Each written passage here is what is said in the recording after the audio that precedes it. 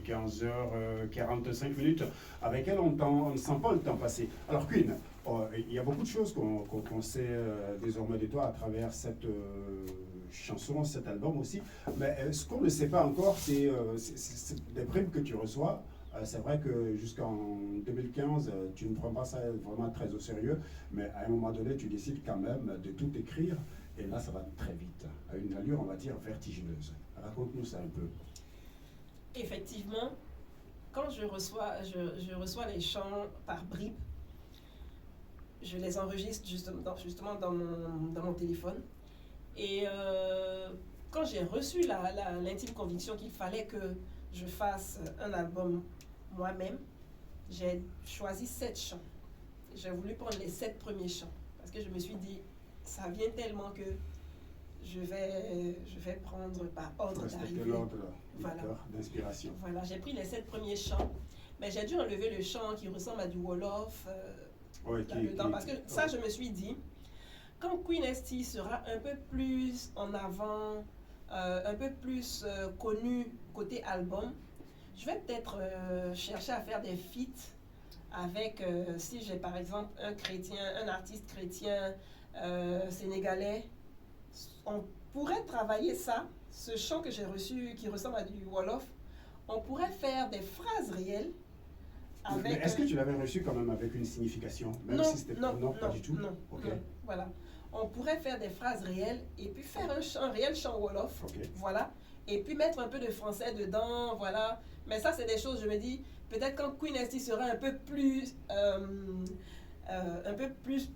positionné, on pourra se permettre ces choses-là. Donc les chants en langue, je les garde pour après.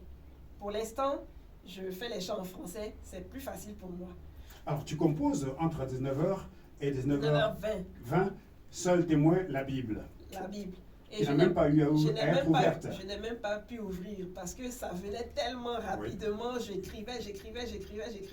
Quand j'ai fini de tout composer, je me suis rendu compte que je n'avais même pas ouvert la Bible. Il y avait quand même, tu t'es dit qu'il fallait venir faire un test, et tu es venu vers le très rigoureux Pierre Kipré de Radio Espoir. Très rigoureux, vraiment. Et qui n'a pas eu un avis très favorable au début. Au départ. C'était pas méchant, non? Non, pas du tout. Il m'a dit, on va y aller, mais il ne faut pas que tu sois pressé. Je dis non, je ne suis pas pressé. Quelque chose qui a commencé en 2015, ce n'est qu'en 2020 ou 2021 que je suis venu le voir pour ça. Non, peut-être même... 7 ans de désobéissance à Dieu. Non, je veux dire, c'est pas tellement de la désobéissance. J'étais dans le doute. Oui. Je savais pas. C'est-à-dire que l'appel, Dieu avait lancé l'appel. Et t'as pas entendu une voix qui te disait, femme de peu de foi, pourquoi as-tu douté? Non. Pas du tout. Okay. Je savais pas que c'était un appel.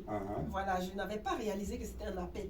C'est quand j'ai vu en combien de temps, je me suis assise, j'ai regardé mon téléphone et puis j'ai commencé à compter, puisque c'est numéroté dans le téléphone. J'ai vu que j'étais à près de 80-84 chants. C'est là que ça a fait tilt. Je me suis dit, waouh, il y a certainement quelque chose, une mission derrière. Il y a une mission derrière, et qui fait qu'aujourd'hui tu acclames Jésus. Et tu nous demandes avec toi de l'acclamer. Et ça correspond au titre numéro 2, Acclamons Jésus. Alors, c'est quel rythme déjà qui accompagne cette chanson? Du reggae, du rock? Acclamons Jésus. Du zouk, non? Tout le monde acclame Jésus. Je ne sais pas si c'est du R&B, je ne sais pas. On va être situé.